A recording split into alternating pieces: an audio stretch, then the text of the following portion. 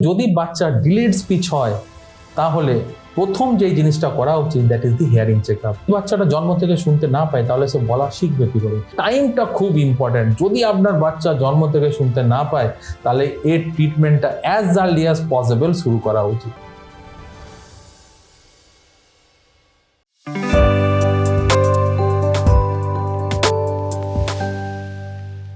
Welcome to the ডাক্তারবাবু YouTube channel video. এখানে আমরা আপনার যে দৈনন্দিন জীবনের যে হেলথ রিলেটেড সমস্যা তারই অ্যাওয়ারনেস প্রোগ্রাম নিয়ে আজকে হাজির হয়েছে। নমস্কার, আমার নাম ডক্টর অমিতাভ রয়। আমি মা ইএনটি কলকাতার সিনিয়র কনসালটেন্ট।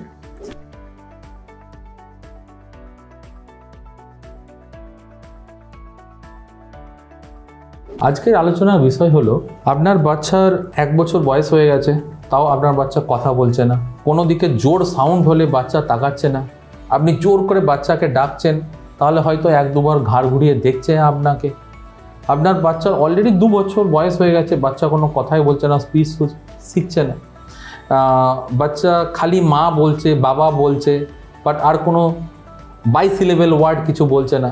তখন ন্যাচারালি যখন এইগুলো হয় তখন আমাদের পাড়া প্রতিবেশী বা রিলেটিভদের থেকে একটা জিনিস আমাদের কানে আসে যে ওর বাচ্চাও 4 বছরের কথা বলেছিল, তোর বাচ্চা 4 বছরের কথা বলবে।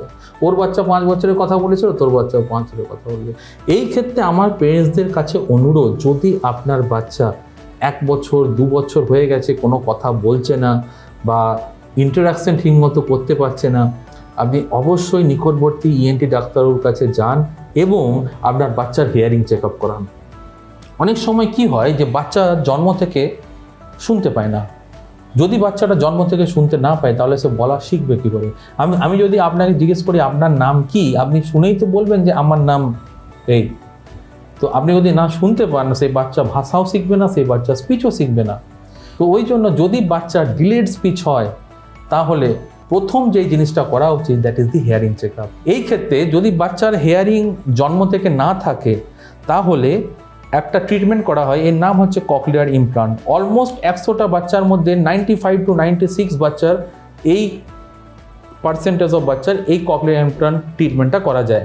এন্ড এই ককলিয়ার ইমপ্লান্ট ট্রিটমেন্টটা করে দিলে আপনার বাচ্চা নর্মালি শুনতে পাবে, বলতে পাবে এবং তারা নর্মাল স্কুলে যেতে পারবে এবং তারা নর্মাল আদার্স বাচ্চাদের মতো আবৃত্তি বলুন, গান বলুন, খেলা বলুন, সমস্ত কিছু করতে পারবে।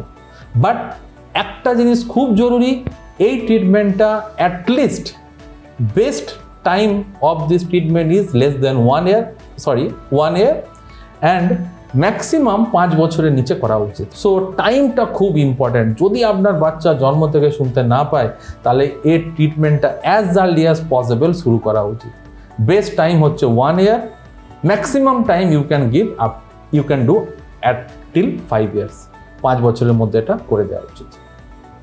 তাহলে আপনার বাচ্চার তারপরে এটা থেরাপি চলে, স্পিচ থেরাপি চলে, রিহেবিলিটেশন থেরাপি চলে। এইগুলো দিয়ে আপনার বাচ্চা আবার নর্মালি শুনতে পাবে, আর নর্মালি শুনতে পারলে ও কথা বলা শিখে যাবে, তারপরে নর্মাল স্কুল যেতে পারবে অ্যান্ড আপনার বাচ্চার লাইফটাও নর্মাল হয়ে যাবে।